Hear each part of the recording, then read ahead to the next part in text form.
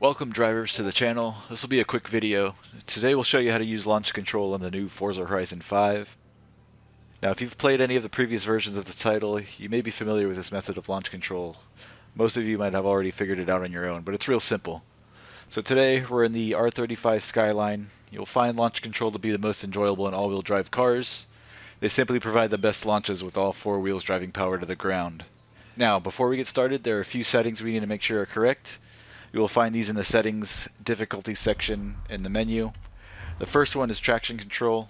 You want traction control to be turned on. If you have this turned off and you are driving a car with lots of power, you will encounter lots of wheel spin, which will make for a bad launch. Traction control should be turned on. The next thing we want to do is make sure that the shifting is set to manual. Driving in automatic will not allow one of the steps to get into launch control, which involves changing gears while not in motion. If you do not know how to drive a manual, it's real easy to learn. You can find endless YouTube videos on how to drive manual mode everywhere. The very last thing we need to do is make sure that we have our handbrake mapped to one of our controls. And in this case, I have my handbrake mapped to this sequential shifter looking thing that came on this ancient Logitech Driving Force GT wheel. When I pull back and hold on this handle, it will engage the handbrake. Okay, let's go do some launches.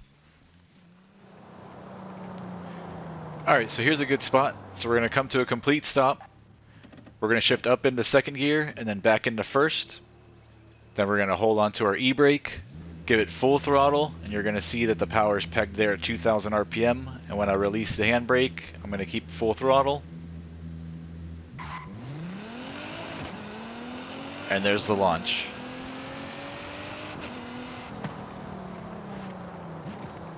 Let's try another one.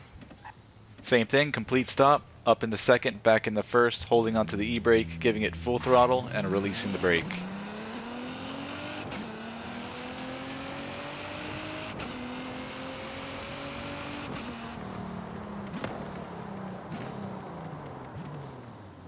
Alright, I'm going to show you an alternate method now to do this, since the default launch control only limits you to lock it at 2,000 RPM. Some of us like to rev a little bit higher on our launches, say 4,000 or 5,000 RPM. So when you come to a complete stop, don't worry about doing the shift up into second and back into first. Just come to a complete stop and give it some gas and make sure that your rev limiter's not there. You should be able to freely move the revs all the way up to red line if you want. Then you can just kind of hold it somewhere in the middle, maybe 5,000 to 6,000 RPM with your foot, and then as soon as you release the brake, you can give it full throttle, and away you go. Here's another one.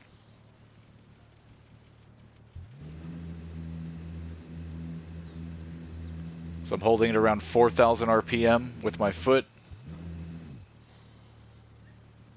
and then when I let go of the brake, I'm going to floor it with my foot at the same exact time.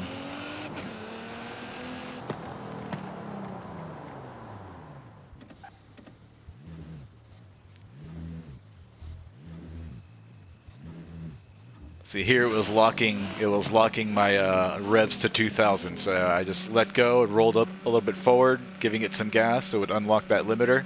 And now here I'm redlining it. Well, I'm somewhere midway. I'm about 6,000 RPM on that last launch there. As you can see, there's a lot more wheel spin, but the launch seems to be a little bit more aggressive. I'm not sure if it's faster or not. I haven't timed it or anything. But you can get a little bit more of an aggressive launch by bypassing the rev limiter and the default launch control. It just comes down to playing with the brake and the accelerator at the same time while at a stop. Well, I hope you guys learned something from this video. If you liked the video, give me a thumbs up. If you dislike it, give me a thumbs down. Let me know in the comments what you want to see next. If you want to see some more of these videos, I'll catch you guys in the next one. See ya.